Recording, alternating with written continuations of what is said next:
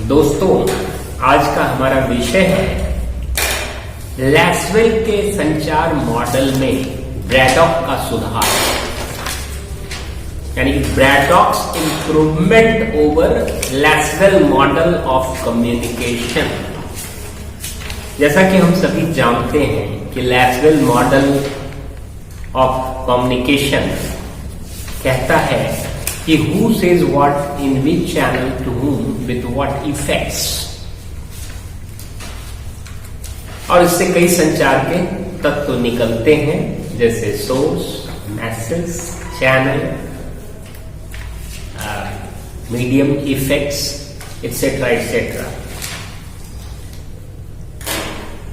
लैसवेल ने अपना मॉडल वर्ष 1948 में प्रतिपादित किया था और 1958 में यानी कि 1958 उसके 10 वर्ष बाद अमेरिकी संचार शास्त्री ब्रैडॉक ने लैसवेल के मॉडल का गहराई से अध्ययन किया, बल्कि वो उसी समय से अध्ययन कर रहा था और 10 वर्षों के बाद ब्रैडॉक ने उसमें 2 तत्व और जोड़ दिए, जिन तत्वों की व्याख्या विस्तार लैसवेल ने की थी अपनी पुस्तक में।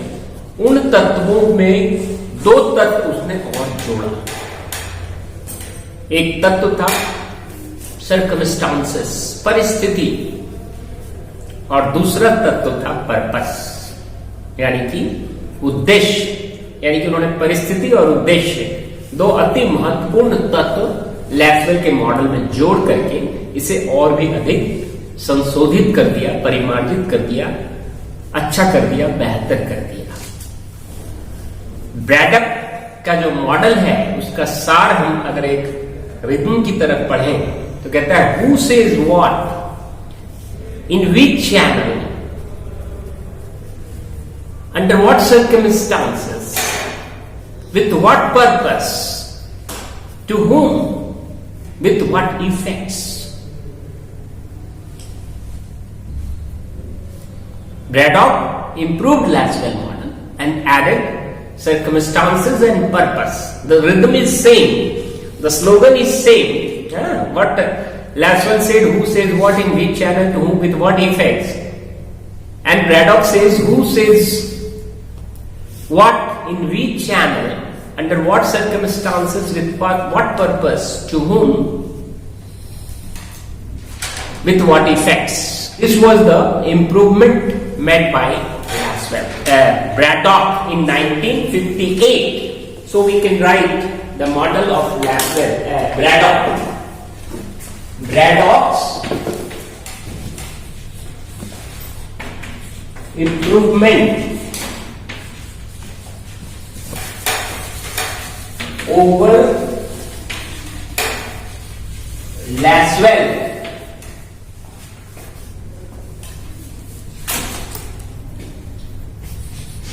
Braddock model says who says what in which channel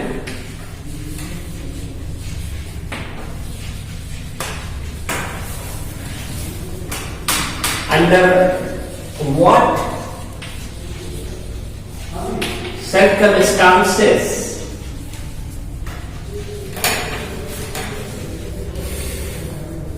with what purpose to whom with what effects। यानी कि कौन कह रहा है यह अति महत्वपूर्ण है, क्या कह रहा है यह महत्वपूर्ण है, और चैनल क्या है वो भी अति महत्वपूर्ण है, और किन परिस्थिति सर्कमस्टांसेस भी बहुत महत्वपूर्ण।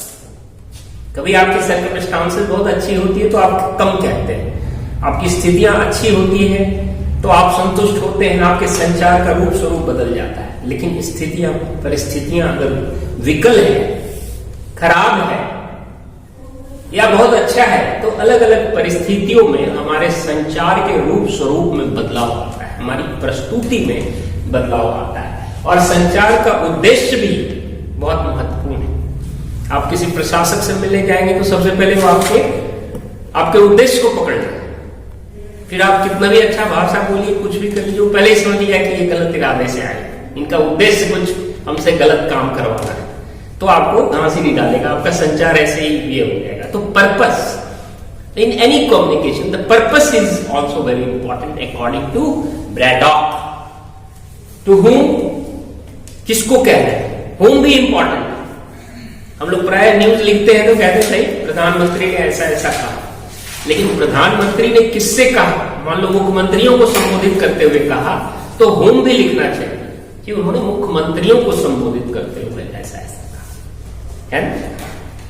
राज्यपाल ने कुलपतियों को संबोधित करते हुए ऐसा ऐसा कहा, प्रोफेसर यशपाल ने वैज्ञानिकों को संबोधित करते हुए ये विचार व्यक्त किए। प्राय हम लोग न्यूज में ये नहीं लिखते कि किसको संबोधित किया गया, क्योंकि जब हुम भी इंपॉर्टेंट है, किसको संबोधित किया गया, इससे संचार का स्तर बदल जाता है।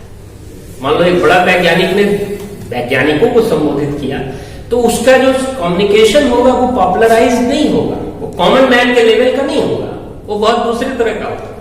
और समाचार लेखक के सामने एक समस्या है, खास करके विज्ञान पत्रकारिता में इस तरह की स्थिति देखी जाती है कि संबोधित किया उसने फैकल्टी मेंबर्स को और साइंटिस्ट को और रिसर्चर्स को, so accordingly that changes and with what effects, सारे एलिमेंट्स के आधार पर इफेक्ट्स निर्भर करता है। एलिमेंट्स आपका कितना तरीके से है, हर तत्व महत्वपूर्ण है प्रभाव के लिए। Each element is important for effects. Who is important, what is important, channel is important, circumstances is important, purpose is important, audience is important, and कहीं भी कमी होगी तो इफेक्ट्स पर असर पड़ेगा, है ना। कहते हैं आपको कहते बर्बाद गुलिस्ता करने को एक ही उल्लू काफी है, और हर सांप को उल्लू बैठा है, अंजाम गुलिस्ता क्या।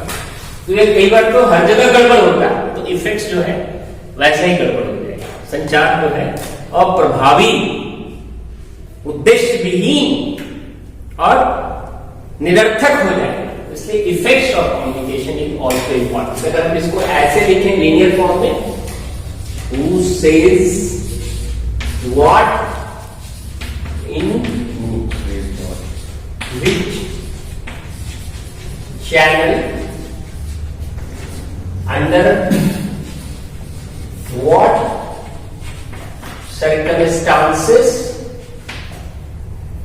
with what purpose, to whom, with what effects, to whom, with what effects. Effects, इसको जब हम लीनियर फॉर्म में कन्वर्ट करते हैं तो इससे कुछ तत्व निर्मित हो जाते हैं। ये नए तत्वों के निर्माण में भी सहायक होता है। जैसे who says what in which channel, under what circumstances, with what purpose, to whom, with what effects, who is source, what is message, channel is medium,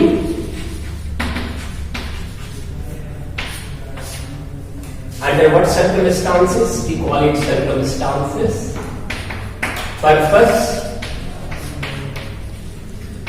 to whom, audience or receiver, and with what effects. So Braddock model of communication derives the following elements or following components: source or speaker, second message, third medium, fourth circumstances, then purpose, then audience or receiver, and then with effects. So this is the brief mentioning about Braddock's model of communication. It is also called the improvement over Langston model. So it is almost similar with slight improvement. Okay.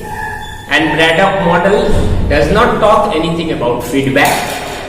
Braddock model does not talk anything about noise. And Braddock model is, you can criticize this model also, that it has not, इन्होंने अवरोध की कोई चर्चा नहीं की, जो संचार में नैसर्गिक अवरोध उत्पन्न होता है। हालांकि अवरोध कई प्रकार से उत्पन्न होता है, और संचार में जो एक फीडबैक, उसकी चर्चा नहीं की। इन्होंने दो तरफा संचार की चर्चा नहीं, एक तरफा संचार की चर्चा की, और इनका मॉडल रैखिक मॉडल, लीनियर मॉडल। सो इसको हम, इसमें भी कुछ कमियां हैं, तो इसकी भी मैंने आपको संक्षेप में चर्चा करने का प्रयास किया।